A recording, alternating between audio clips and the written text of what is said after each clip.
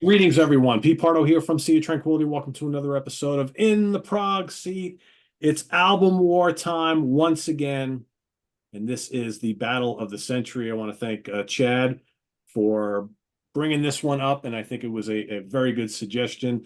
So we have arrived from the Tales of Topographic Oceans to the big time battle of the big four behemoths. Let me introduce everybody. Chuck Alvarez is in the house.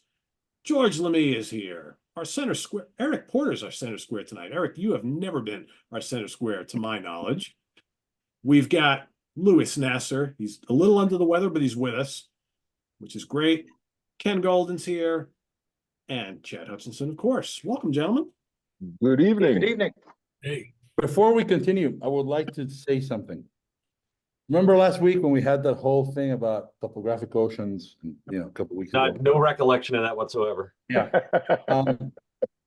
So Wait, there was fallout from it. Louis, do you mean that symphony? That Yeah, classical right. symphony? Yeah. that That symphony, amazing yeah. Scherzo in it? Yeah. So there is a viewer who took a lot of great exception to the fact that I said that I went to see Yes in Virginia and they played Circus of Heaven. And actually he did prove to me that I was wrong. It wasn't Circus of Heaven at all. So I wanna recognize that just for the record. It was in Virginia at the Patriot Center. It wasn't Circus of Light.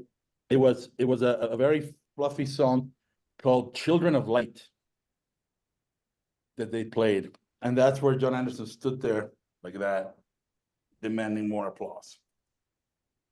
It wasn't Circus of Light, it was Children of Light.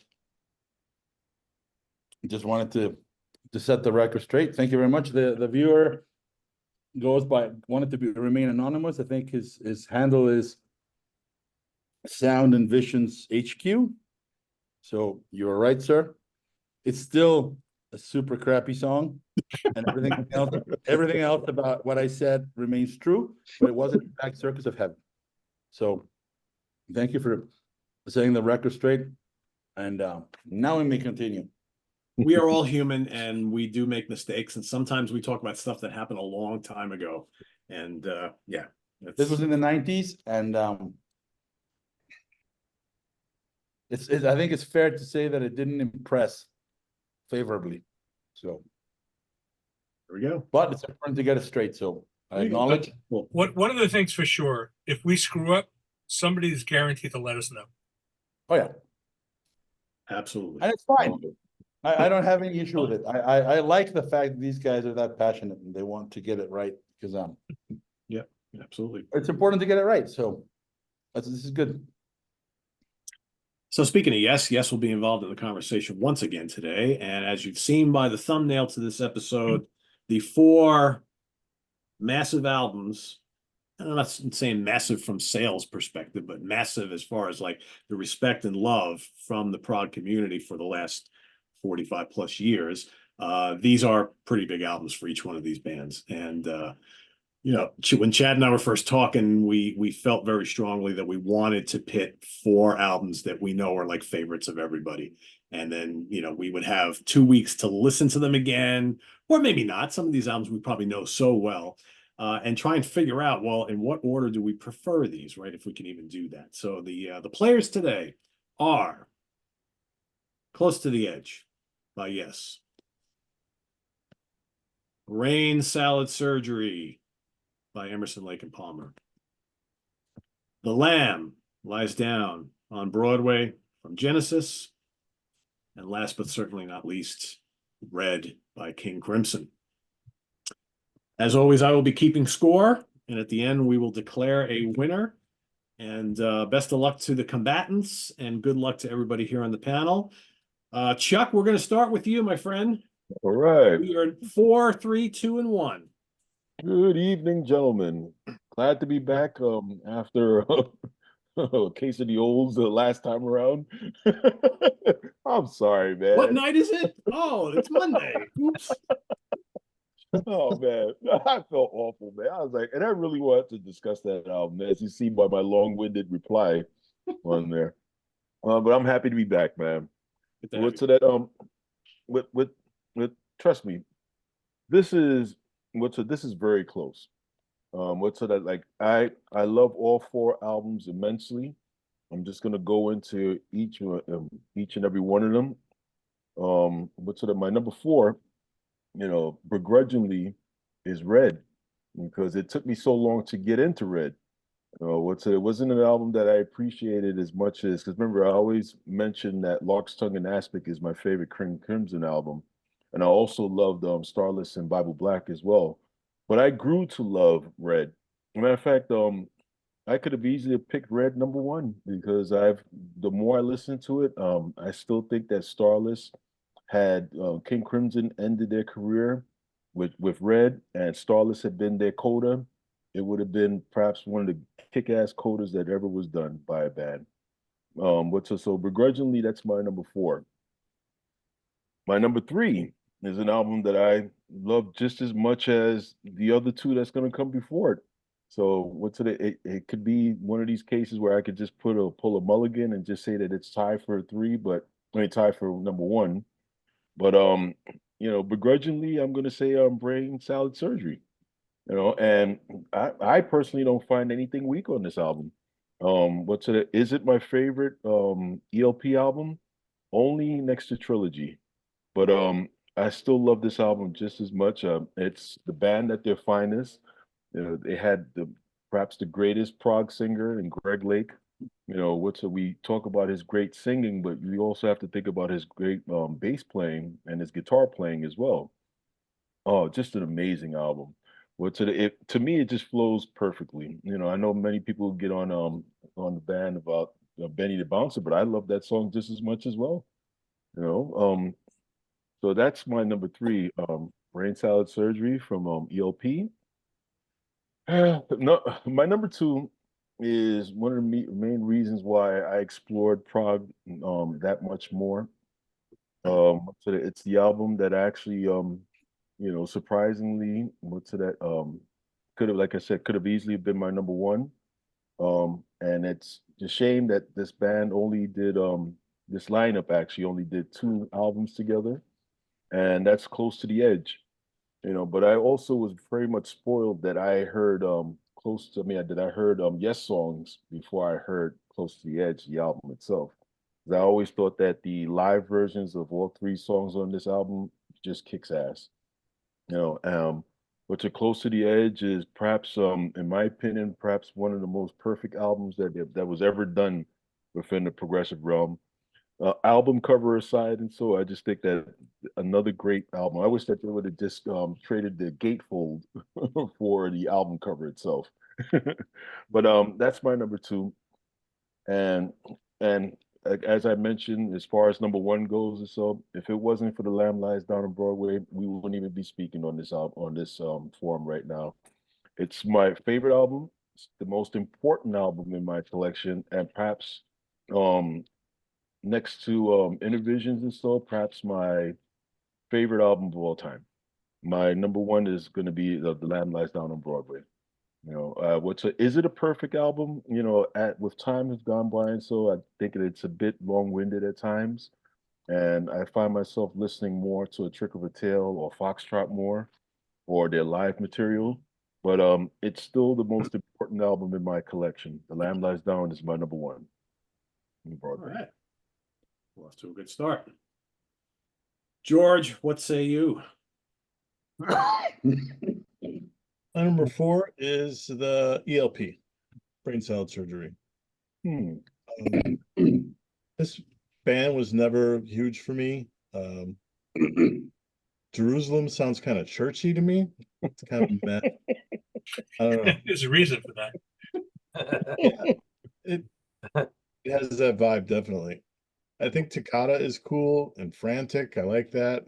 Up until maybe that freak out sci-fi part at the end, I could probably live without that, but the at least the first half of it is pretty damn cool. Still You Turn Me On is kind of like a FM kind of track to me. Well done. Not my favorite. Kind of, it's a decent track. Benny the Bouncer is not my thing. Carnival 9 is the best thing on here. it drags on a little bit, I think. And I never get the feel that it's one song. It definitely sounds like they just wanted to put 5 songs together and call it a half-hour song to me. But the parts are good. There's no doubt about it. Just in this company, I put it at number 4. My number 3 is the Genesis, The Lamb Lies Down. This has some of my favorite Genesis material ever, especially the early part of this album. That 3-song sequence that opens with Lamb and Fly and Broadway, killer, In the Cage, back in NYC, all that stuff. It's peak stuff for them, in my opinion, of any of their albums.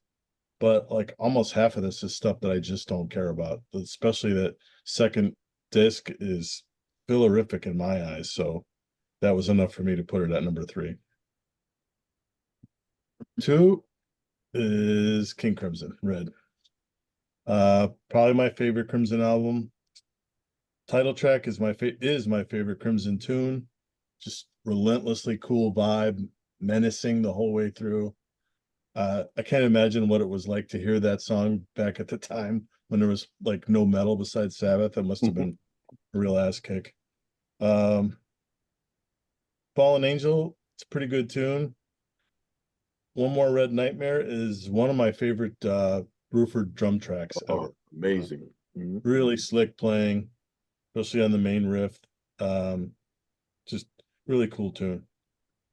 Not a fan of Providence at all, but Starless closes it pretty nicely. Goes through a lot of changes. I probably don't like it as much as everybody else, but I do appreciate the tune. And number 1 is the Yes, though. The Yes, Close to the Edge, is my second favorite rock-based album of the 70s behind this one. To me, it's a perfect album. All 3 tracks are great. It just illustrates the downfall, the shortcomings of the album we talked about last time, because this doesn't have those. All the arrangements are tight, smart, correct. It's not a sprawling mess. This is great. So my number 1, without even a thought. All right. Genesis and Yes, tied for the lead. Eric, will you be a tiebreaker here? Maybe, maybe not. Good evening, everybody. Good evening. You know, Pete, I've been watching your starter packs. So this was kind of interesting because I believe all these 4 bands were in your Prog starter pack. Yep.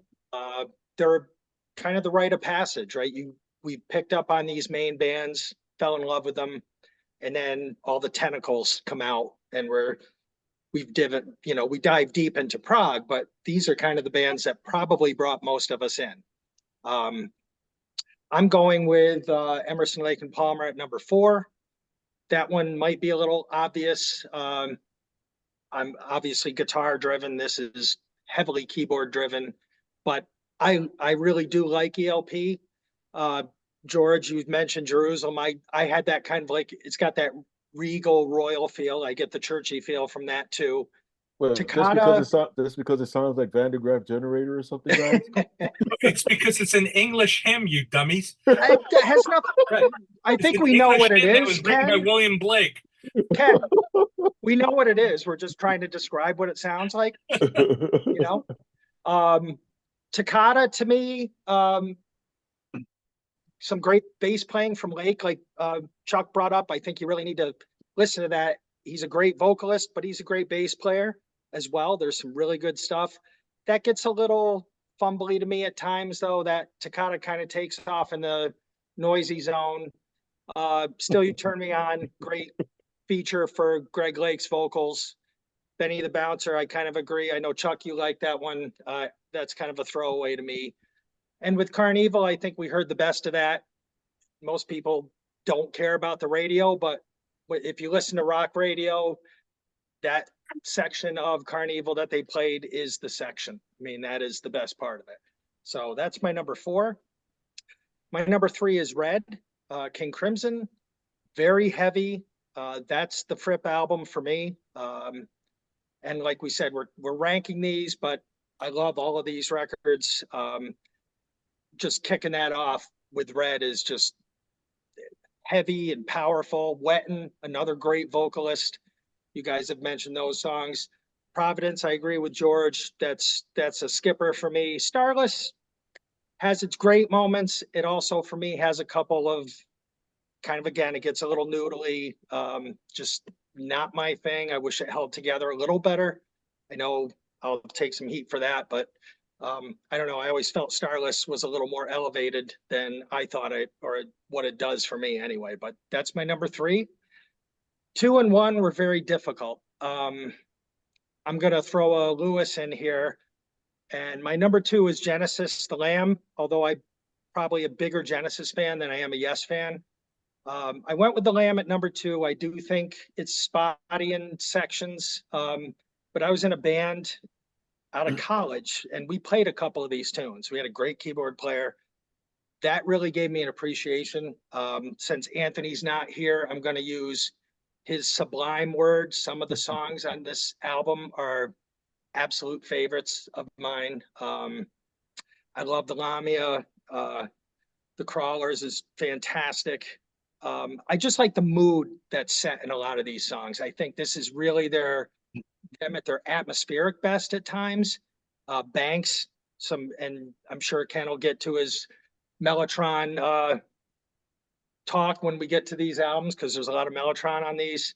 But I think, as George said, this has some of my favorite Genesis songs. The first record to me, or the sides 1 and 2, absolutely incredible. It does lose some steam, I think, on the sides 3 and 4. But even then, for the most part, I think it holds together really well. Some great themes, great playing from Hackett and Banks. Actually, sorry, but No, go ahead.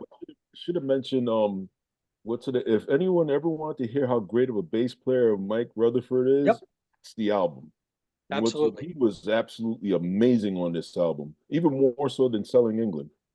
Agreed. He was recorded very well on this one. Very well. Yeah. Some great Well, bass lines in there. He's playing through a rick and he's using some distortion, and he is really ripping ass. Oh, he's kicking Good ass job. on there. Yeah. Oh, on Colony of Slipperman. In the Yeah. cage. It's like he was playing a fretless. Yep. In the Cage too. Yeah, fantastic. And I had to go with Yes at number 1 because I think it's a perfect album. I don't find anything wrong with it. And we've not hammered, but Yes has had its ups and downs in the last couple of weeks with Drama being featured and Tales of Topographic Oceans. But this is, it's perfect. It's a perfect record. It's a 5-star record in my book.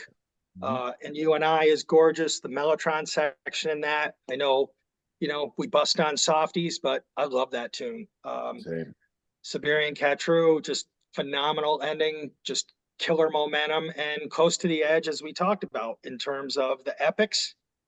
It's perfectly put together. It's flawless to me. So we've given Yes a tough time here and there, but today they're going number 1 for me.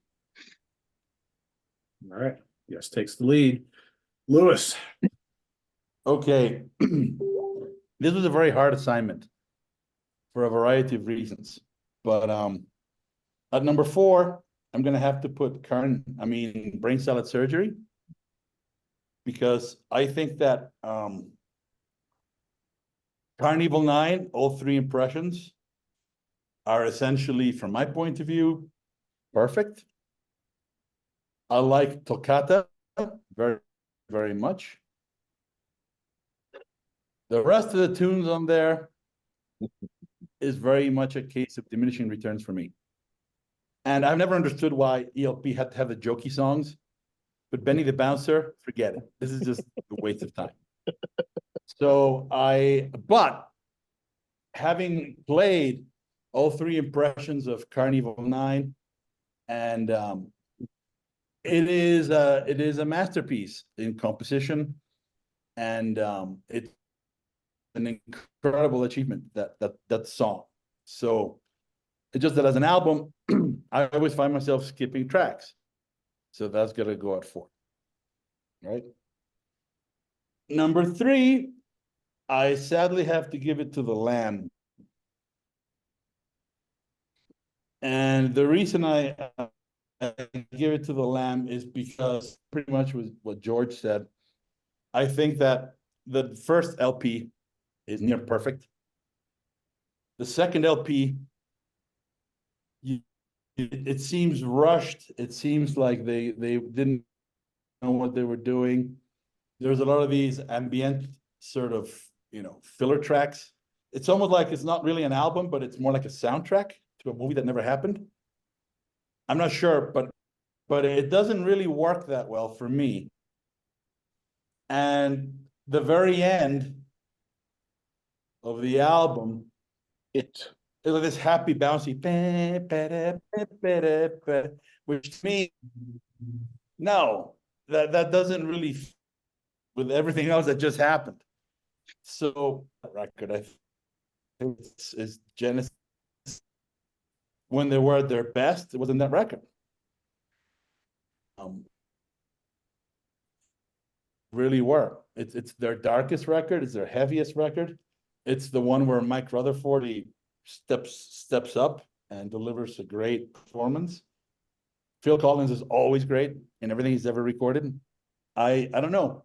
I got a better appreciation for some of the songs later when I heard Steve Hackett doing them solo, because he's always me-younged in these mixes. So it's a problem, right? But it's a phenomenal album, but I would have to give it number 3 because I think it's inconsistent. My number 2 is gonna go to King Crimson Red. And the only reason it's number 2 and not number 1 is because of the song Providence.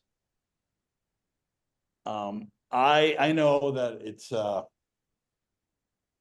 it's people like to say improvisation and it's mystical, and it's just a noodly wank fest.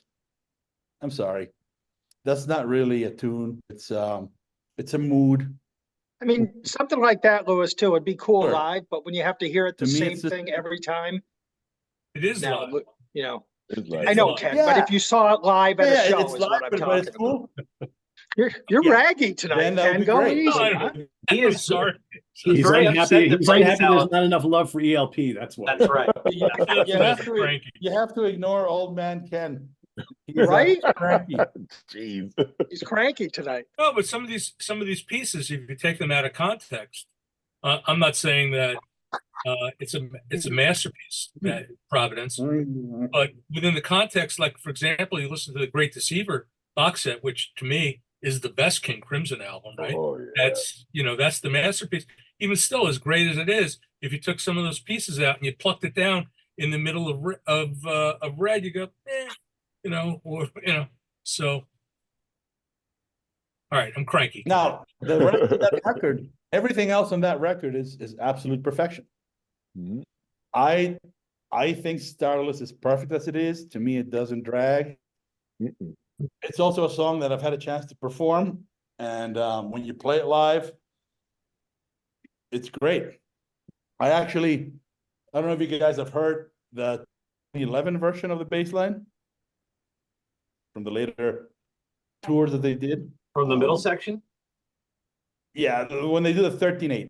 Yeah. That section, the Tony 11 version of that is even better than the original on the record. The Wetton stuff is great, but the Tony 11 is even better. And it's a great song. So, and what can I say about Fallen Angel? It's a perfect composition, start to finish. It's just fucking perfect. And Red, same deal. Right? One More Red Nightmare, great tune. So, the only reason that's not my number 1 is Providence. That's always irritated the shit out of me. You have these 4 incredible compositions and you have a wank fest. Why? Why? I don't get it. So I know last week I took a shit on Tails and people were very mad at me. I'm not doing this to get a rise out of you people. I don't really care, but I'm just saying that tune is just not great. It is. But I have Sorry. I believe that if you were to poll a lot of people, and so I would say that 95% of the people don't like Providence. and I'm probably one of the few 5% that actually does like the song. I said like, I don't love, but I do like the song. Yeah. I don't mind. I don't mind it either, to be honest. My least favorite on the album, but I don't mind it. Yeah. Exactly. So we're looking at the record as a whole, and to me, that is a song that doesn't belong with the others, because the others are hyper composed, very carefully crafted, and this is just a noodle fest. So, not for me. They had to find something to put in there.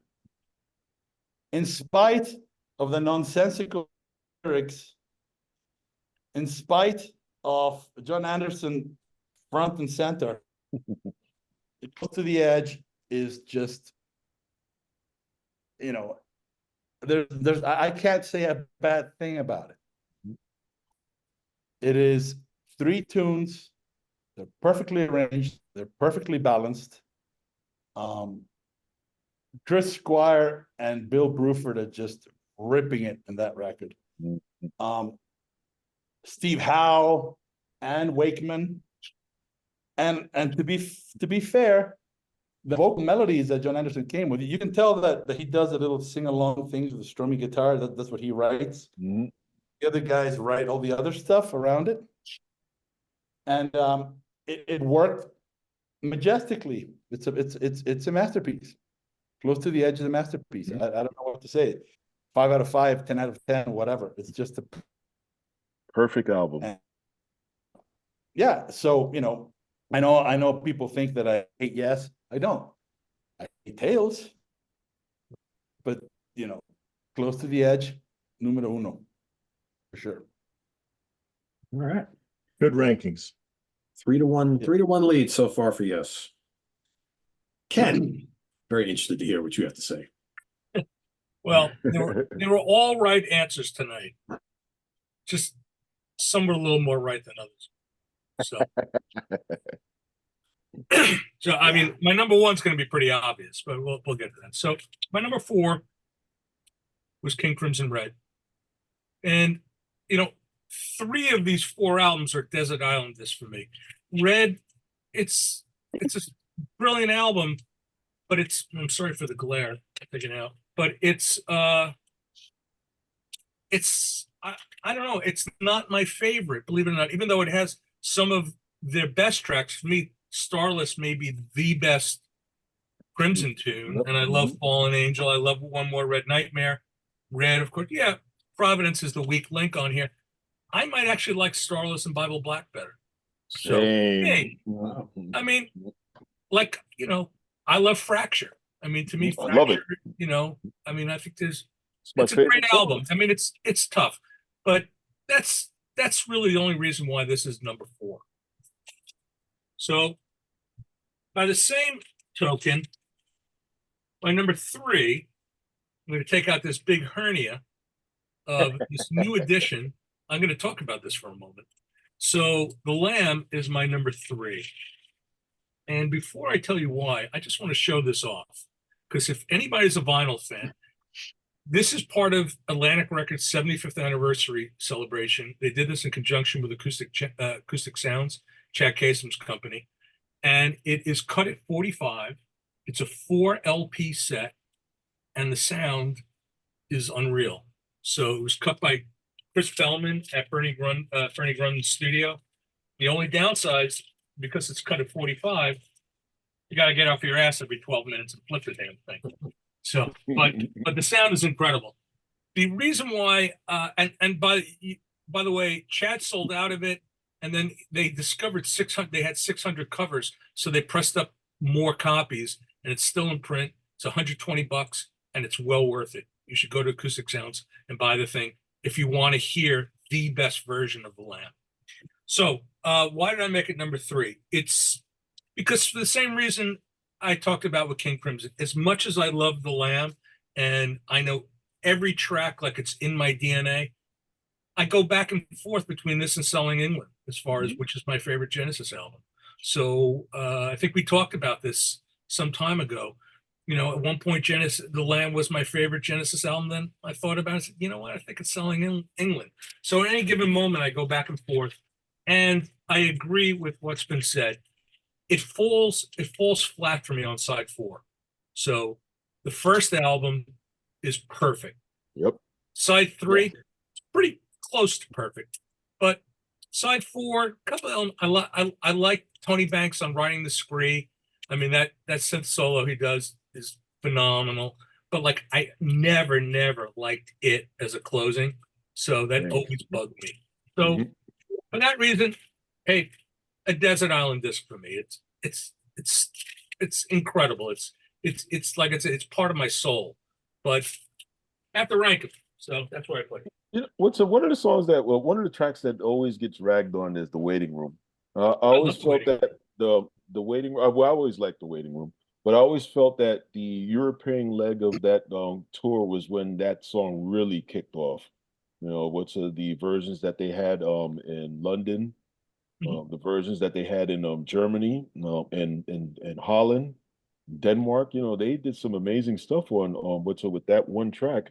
You know, and also another song that actually did well, so that sounded better live was Colony of Slipperman.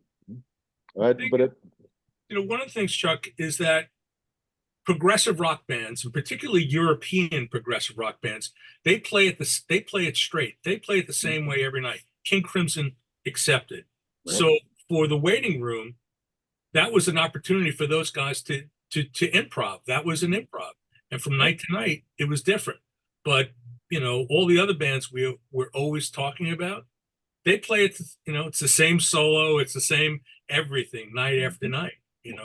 It's almost by rote. But the waiting room was an opportunity for them to just go off and let their freak flag fly. So that Liverpool version is amazing. If you guys never heard that version, that's where they really kicked that song off to a different level. And also the Brogenon and from Holland, that's actually very damn good too. Let's go check those bootlegs, folks. Chairman, I want to reclaim my time. Sorry. So my number 3, again, one of the greatest albums ever recorded. Close to the Edge. It's Number 3 or number 2? it's Number 2. number 2. I'm sorry, Dose, right? And What the fuck are those balloons? Are you on an iPad? No, I'm on my computer. I did number 2. Now they're little balloons. What the There's some fuck? new gestures out there you can do. Depends on your iOS. That is weird as fuck. Okay, sorry. So the thing with, of course, Close to the Edge, the piece itself, one of the greats. And it's interesting because it's all these disparate parts which are fused together. And it almost sounds like these are pieces that were conceived completely separate from one another, but somehow they were able to integrate it into a whole. And I think it's amazing, and what I really like, actually, believe it or not, is the Steven Wilson remix, because you could hear little things in the mix that were on the master tapes that just kind of came out. He brought them out. You never really heard them before. And and You and I and Siberian Khatru, great tunes, particularly live. Siberian Khatru was always, that was the opener. Fire. You went to see them. Yeah. So what you guys got wrong, Brain Salad Surgery is not only my number 1, it's my all-time favorite album. So the thing about the album is ELP. The thing about ELP, my favorite band, and Brain Salad Surgery is my favorite album. ELP music is dark. It's evil. It's a reflection of my personality, and it resonates. It resonates with me. These guys, they were a band that were technologically more advanced than any of the bands that we talk about. Emerson was the all-time greatest rock keyboard player. I don't think anybody would dispute that. Period. Ask anybody currently, ask Jordan Rudess or whoever you want. Eric U.S., Derek Sherinian. I think he'll tell you Keith Emerson was the man. And all you have to do, a person that you would never even think was into progressive rock, Vince Clarke of Erasure and Depeche Mode said that he was the greatest keyboardist he ever saw live. Yeah, he That was. he said he was the greatest keyboardist that he ever saw, and it Right. was a main inspiration for him. But carry on. Yeah, and so he had a great singer and a better than average bass player and guitarist and a great young drummer who was a fucking maniac and Yep. you know who ultimately became classically trained as well. And these were guys that part of what they were for me the epitome of progressive music. They were pushing the genre forward and they were doing it from part of the perspective of technology. I mean, Emerson, one of the things is like, for example, I don't know if he was the first. I think he's credited, but the first, I believe the first player within the context of rock music to use a synthesizer. I could be wrong. Somebody could, let me know. Pete Townsend. Pete Townsend. Pete Townsend used a synthesizer before. Who's next? Yeah. On BCS Who's Next before. Yeah. When was Who's Next? 1971. Because the first ELP album was 1970. Mm-hmm. So That's right. I think that Pete Townsend used a VCS3. Yes. It's a much smaller rack. And Right. Keith Emerson was working with Moog, and he had that he had the monster- big modular. He had the big modular Moog, and Emerson actually. One of the things that I don't like about Brain Salad Surgery is the production. It's very sterile, cold sounding, a bit distant. Because the problem they had was when they did Trilogy with Eddie Offord, they couldn't reproduce it. It was recorded on 24 track, and when they played live, they couldn't reproduce it. So their whole objective when they recorded Brain Salad was they wanted to play this essentially live. They want to, so it just has a different sound. It's almost like listening to the band like in a live setting. Emerson worked with Moog to develop a prototype polyphonic synthesizer, the Moog Apollo, and he uses it on this album. And then he got pissed off because he told the story that he helped co-develop it with, he was consulting with Moog on it. And when it was done, they packed it up and they shipped it off to Patrick Moraz in Switzerland. So I think that's why he had a break, and he had a break with Moog from that. And then he was working with Korg, and he had the Yamaha GX1. But anyway, I'm going astray. The other thing I like about Brain Salad is that there's more guitar on this album than any other ELP album. Not enough for Eric. Not enough, for sure. The other thing is that one of the reasons why this album really captured my imagination is H.R. Giger's artwork. Yep. And I had never seen anything like it. And art is one of my other passions besides music. And Giger is my favorite artist. And this captured this imagery. I'm not going to take it apart. I mean, we've all seen it, but the imagery captures the feel of the album perfectly. Starts out with Eric's favorite tune, Jerusalem. It's an English hymn and rearranged. Not my favorite. Toccata, I think, is a very, very interesting piece that I really developed an affection for. It's an adaptation of Alberto Ginastera's first piano concerto, fourth movement. And it features Cole Palmer using a primitive drum synthesizer. Now, that I believe was the first time a drum synthesizer was used. But that kind of embodies the aesthetic of Emerson, Lake and Palmer. These guys were always kind of wanted to be at the forefront of technology and incorporate it into their music. Still, You Turn Me On, Greg Lake was the voice. Feigenbaum and I would always call him the voice because he was, for me, he was the best voice of progressive rock. Great, great singer. I never had a problem with Still You Turn Me On. Very nice ballad. We heard it to death on the radio, but I think it's a great tune. I never had a problem with ELP doing the funny stuff, Benny the Bouncer. It's actually kind of interesting if you really listen to it because he's playing the mini moog on it.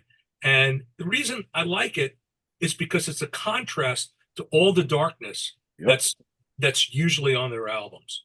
And then you get to the 3-part Carnival 9, and that's the masterpiece.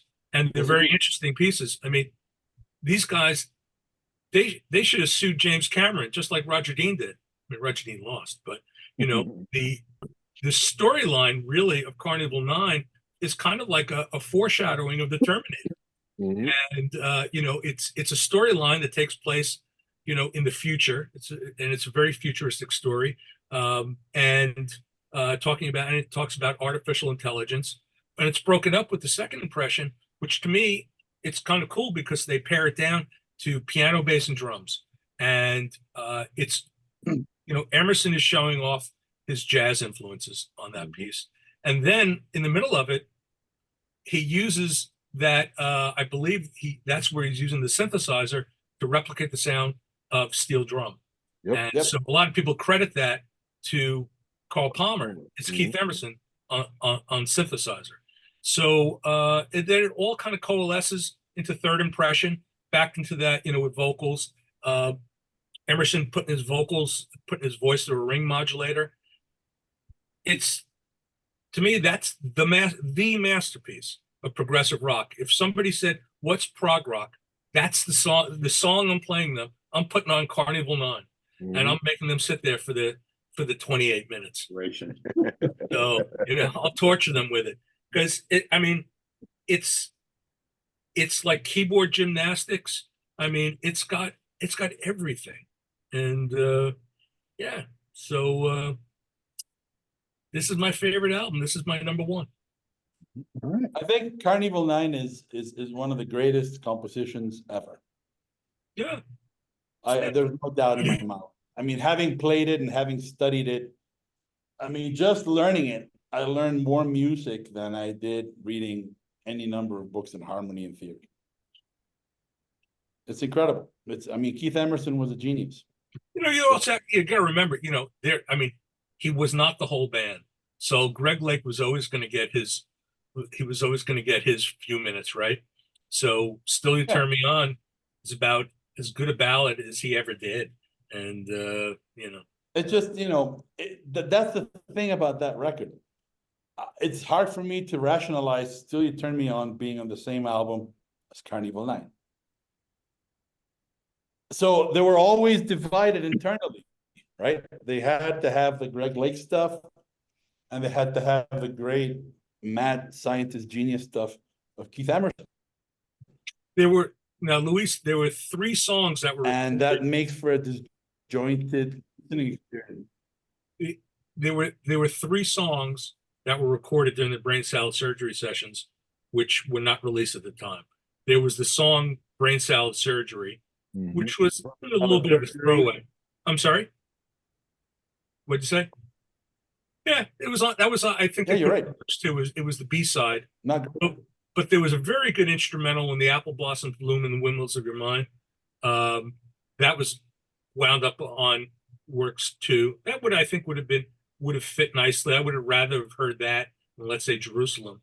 And then they also did Tiger in the Spotlight, which to me was a pretty shitty song. So, you know, well, and they pushed it, you know, when they did the Works 2 tour. But, you know, but any one of those pieces could have substituted, you know, for Benny the Bouncer, or, you know. But I never had a problem with the numerous songs. Same. George, do you have any issue with the production on that album? I saw when Ken was talking about it, you kind of. Yeah, I meant to say of this group, it's the one that the production is a sore thumb. I thought the other 3 sound really good. This one's a little short. Brain Salad. Yeah, it was recorded. I'm not sure what studio, but they had, you know, they bought an old movie theater, and when they started their record label, and it became a rehearsal space. And I believe some of the recording was done there because they wanted to get that kind of live feel. And they stopped working with Eddie Offord, and Eddie was great. You know, he was about as good a producer and engineer as they came. And I would have loved it if he would have done the album, but they couldn't. Because they couldn't reproduce Trilogy live. About half a Trilogy they didn't even play live. And then so when it was time to do Brain Salad, they wanted to take it in a different direction. All right, Chad. You and me, man. Not much left to say, is there? It's tough to follow Ken. Man, Eh, I'm just that good. What can I tell you, man? Just that good. good and long. We love you. You know that.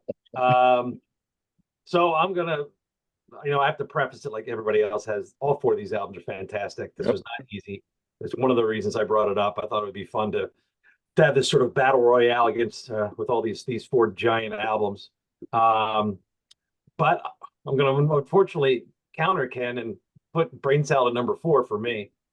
Again, love the album. I can do without Benny the Bouncer. I'm with Luis, and it kind of breaks up the album a little bit. Now, knowing that's an ELP album, I know I'm going to get a ballad, and that's okay. I really like Still You Turn Me On.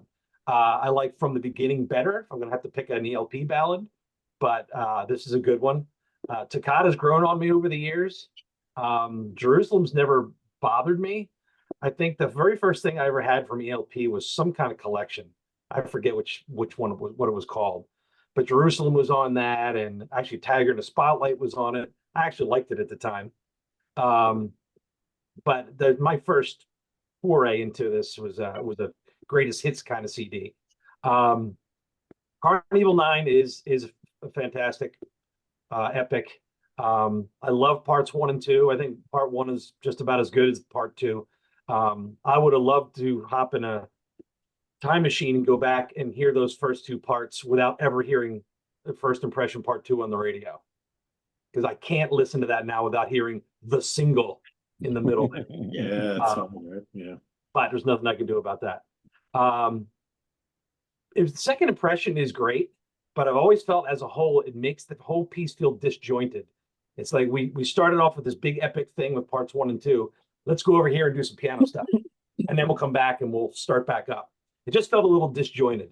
Don't dislike it, just felt disjointed as far as a choice to put them all as one big suite. So great album, but it's my number 4.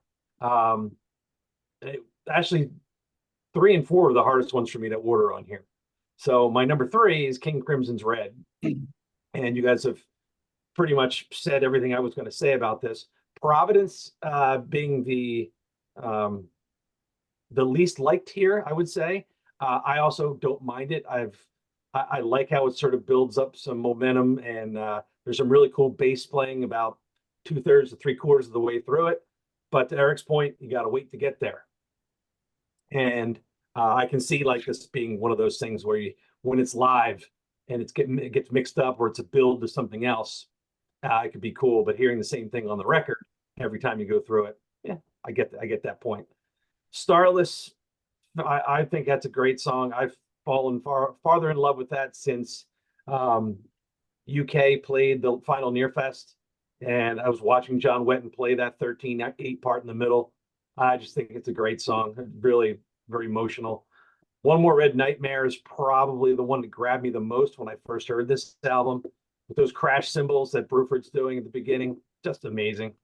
Fallen Angel was probably the one I knew the least, Providence aside. So that one grew on me. A lot of cool Mellotron on there. And then what do you say about Red? Red's just unbelievable. Angry, menacing, coming right at you. If you have a chance to go on YouTube and see Robert Fripp play that with Daryl Hall's band on Live at Daryl's house, that's fun, because they're on the edge of their seat trying to keep up. It's pretty awesome. My number 2 is The Lamb. I agree. It's front loaded. The first disc is great. I wouldn't remove anything from that at all. The sides 3 and 4, disc 2, whatever you want to call it, has some, instrumental sort of filler pieces, for the lack of a better word. But it's the Colony of Slippermen is got to be the highlight for me. I think I love the synth solos in that. And I will counter you guys that I do like it. I think the first time I heard this, it was as sort of uplifting, here comes the end of the album kind of thing. It never bothered me. I always kind of liked it. Make me want to get up and dance with Luis. There's a first. There you go. Hopefully it lasts. I don't know. Next time Luis and I are together. No, man, next time you cook in your house, you and I are gonna be dancing, Golden. Nice. Oh, yeah, and it's gonna go on film, and Get everybody. get the phones out, Luis. boys. As long as you don't grind on me like you did the last time. You can say whatever you like, but I heard no complaints at the time. Yeah, That's remember, true. Fair remember, enough. Ken, I didn't complain. the It's key true. is to just let him finish. Will it be fueled by Malort? Uh-oh. It'll be fueled by all kinds of stuff. My lord has to be in the mix. Ugh. Ugh. Ugh. All right. I got to stop talking about the lamb after Malort's been mentioned. I'll never forget that shot, Luis. And number one, of course, is Close to the Edge. You can call it a perfect album. I'm not going to disagree. I love all three songs. Close to the Edge is the quintessential prog rock epic. Siberian Control might be my favorite Yes song. This may be my favorite album of all time, with all respect to my boys in Rush. I love Close to the Edge. I love just sitting down and listening to this whole thing all the way through. And You and I is a gorgeous song. I wouldn't even call it a softie. There's too much emotion in that. Unlike Tales, like, this has the punches. This has the good transitions. This has the big epic moments that come up where, like I said, like the rounded edges, they're not on this at all. Not at all. Compositions, Chad. The compositions are fucking awesome. That's the whole point. Yeah. Yep. The melodies are phenomenal. The playing's phenomenal. The great singing, man. Yep. Yep. So Close to the Edge, number one for me.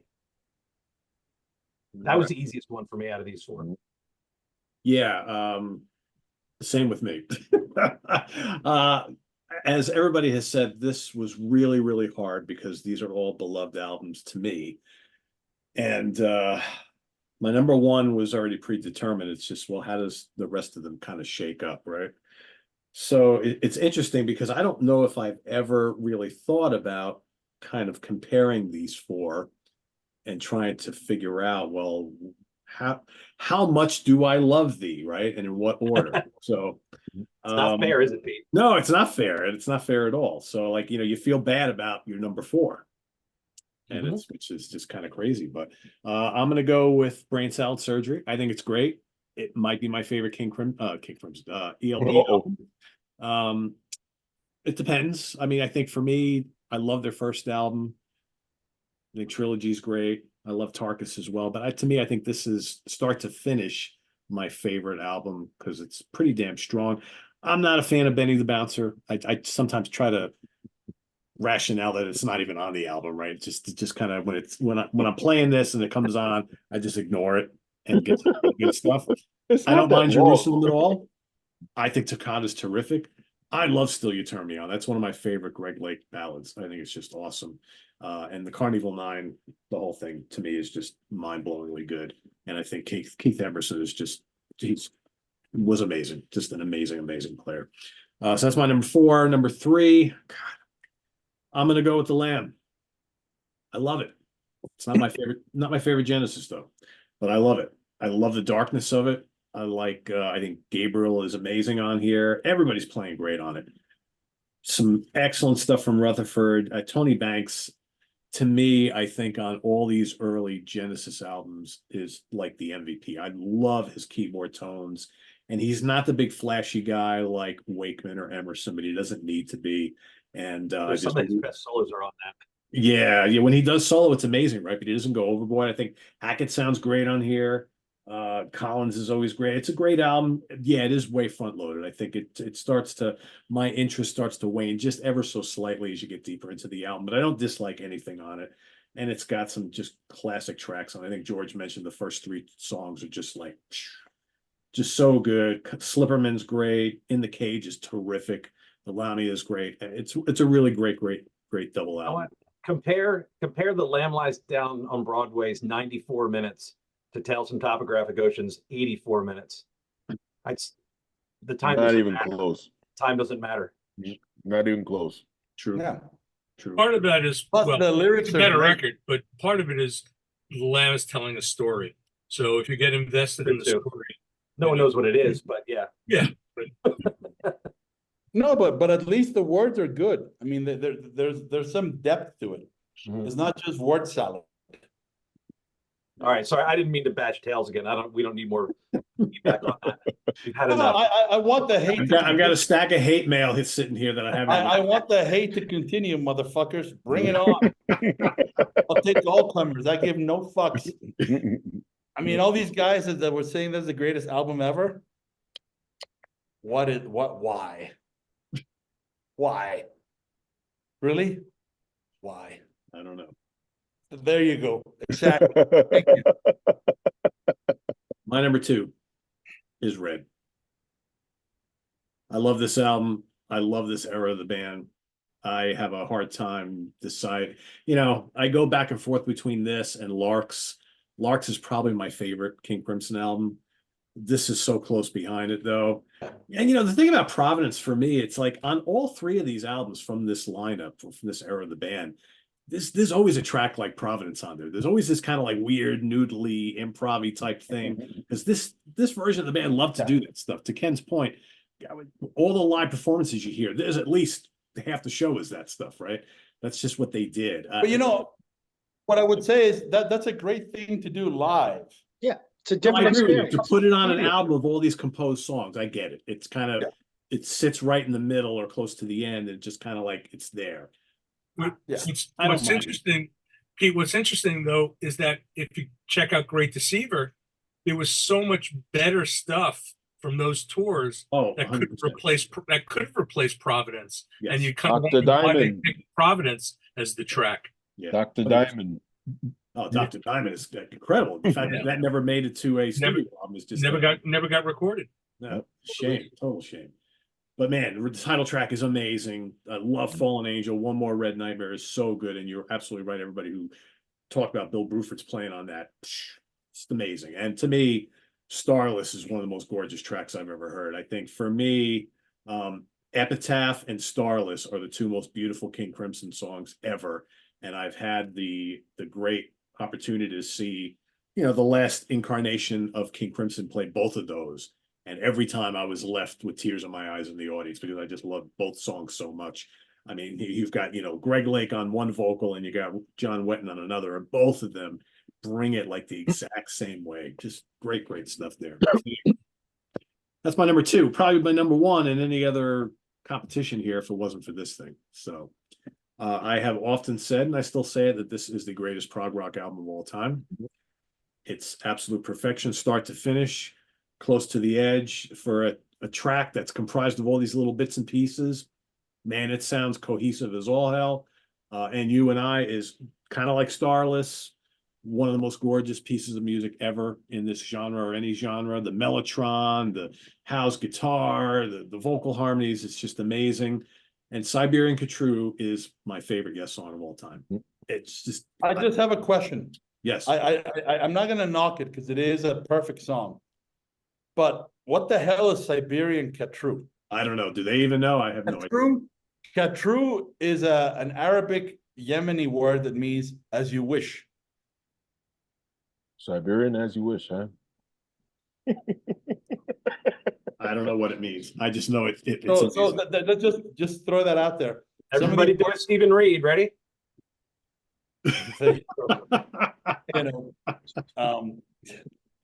The lyrics are, to say the least, fucking head scratch worthy.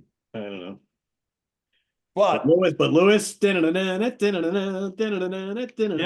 perfect. My number 1. That's right. I can't fault it. It's the best one of the bunch. A lot of dancing in here tonight, Pete. Yes, Yes. we're doing. It means we're all excited talking about these great albums. All right, so the scorecard obviously shows that Yes wins with 5 first place votes, And we've got Genesis also had a first place vote, as does ELP. King Crimson did not get a first place vote.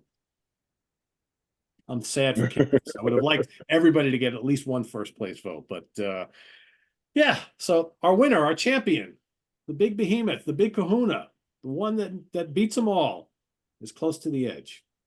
Not a big surprise there. But there are no losers here because all 4 of these albums are absolute classics and absolutely terrific. And for those watching who are saying, but what about this band and that album? What about, we're going to do this again with 4 different albums that are of equal or close to this kind of stature as well. Mr. Lamy is wearing a shirt that particular album is going to be involved in as well. So Hemispheres will be showing up. We'll figure out what the other 3 are, and we'll get back to you shortly with that. So for today, our champion is Close to the Edge, and that's our episode. Visit us on the web at www.seaoftranquility.org. We're on Facebook. We're on YouTube all together all the damn time.